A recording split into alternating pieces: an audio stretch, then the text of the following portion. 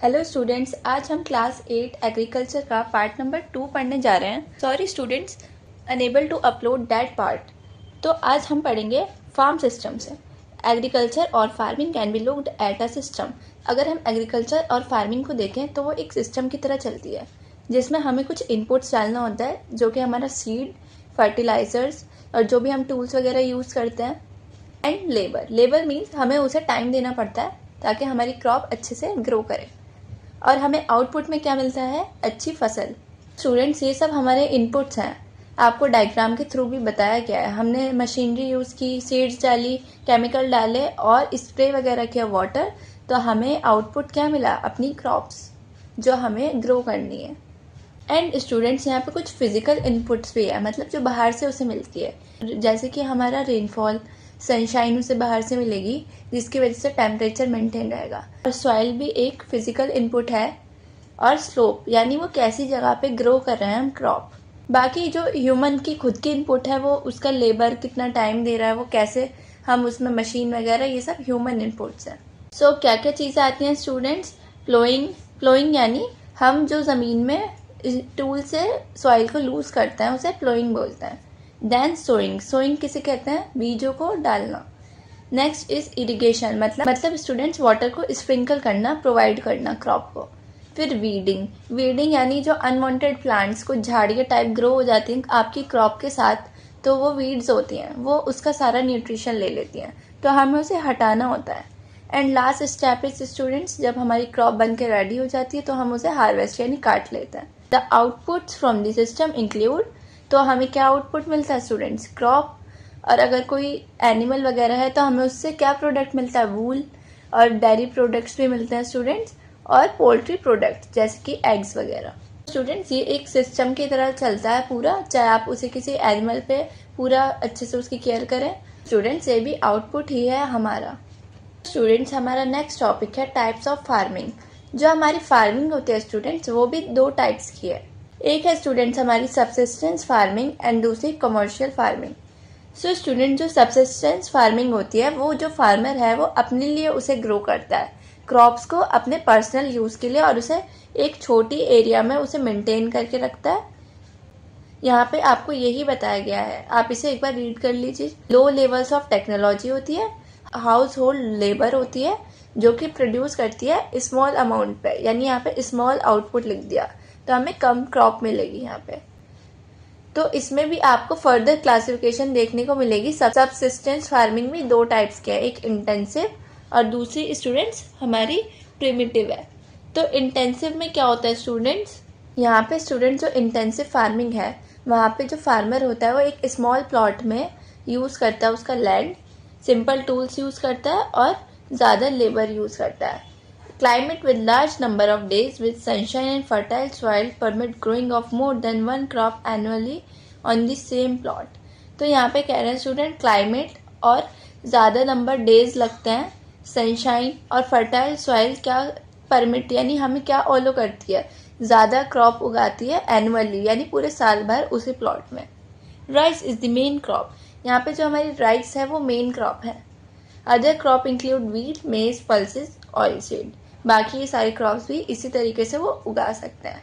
तो इसे कहते हैं इंटेंसिव। एक प्लॉट लिया, वहाँ पे सिंपल टूल्स यूज़ करें, लेबर लगाई, और मेन क्या फैक्टर्स हैं? क्लाइमेट है, सॉइल है और सनशाइन। तो हमें सेम प्लॉट में हमें वही क्रॉप पूरे साल भर उगती रहेगी। ऐसी इंटेंसिव सबसिस्टेंस एग्रीकल्चर कहाँ देखने को मिलता है? Thickly populated area of monsoon regions of south east and east Asia, यहाँ पे ये बहुत ज़्यादा होती है। एंड स्टूडेंट, जैसे कि दूसरी है प्रिमिटिव सबसिस्टेंस एग्रीकल्चर, तो इसमें हमें प्रिमिटिव यानी पुराना, तो इसमें हम शिफ्ट करते रहते हैं अपनी क्रॉप को, कहीं और कल्टीवेट करते रहेंगे जगह के हिसाब से। वहाँ सॉइल में हमारे न्यूट्रिएंट्स कम हो गए तो हम कहीं और ग्रो करेंगे। और नोमैडिक हर्डिंग किसे कहते हैं? जो एनिमल्स वगैरह ग्रुप में लेके जाते हैं उसे। नोमैडिक यानी इधर से उधर घूमना, in search of food and shelter.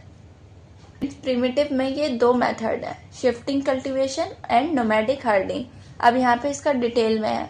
जो शिफ्टिंग कल्टीवेशन है स्टूडेंट्स, ये कहाँ पे प्रैक्टिस में यानी कहाँ पे होती है? जहाँ पे फॉरेस्टेड एरिया ज़्यादा है, जैसे कि Amazon basin, tropical Africa, parts of south east Asia and north east India. इन रीजन्स पे ज़्यादातर यही कल्टिवेशन होती है। These are the areas of heavy rainfall and quick regeneration of vegetation। तो यहाँ पे ज़्यादा रेनफॉल होती है और वापस से रीजनरेशन ऑफ वेजिटेशन, मतलब हम ज़्यादा क्रॉप्स उगा सकते हैं। A plot of land is cleared by felling of trees and burning them। तो यहाँ पे लैंड को कैसे क्लियर किया जाता है स्टूडेंट्स? उन्हें ट्रीज को काट के या उन्हें जला के। जो उनकी एशेज होती हैं स्टूडेंट्स, फिर ट्रीज की, उसी को सॉइल में हम मिक्स कर देते हैं और कैसी क्रॉप्स उगाते हैं? Maize, yam, potatoes and cassava are grown. ये बेसिकली अफ्रीका का है क्रॉप।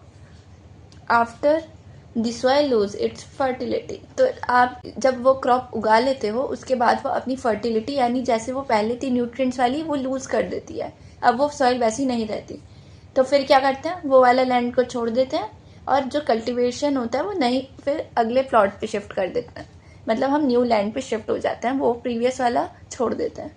तो इसी को स्टूडेंट्स कहते हैं शिफ्टिंग कल्टीवेशन, और ये ज़्यादातर स्लैश एंड बर्न एग्रीकल्चर के नाम से भी जाना जाता है, क्योंकि यहाँ पे हम पेड़ों को काट रहे हैं, बर्न कर रहे हैं, उसे मिक्स कर रहे हैं सॉइल में और फिर उगा रहे हैं।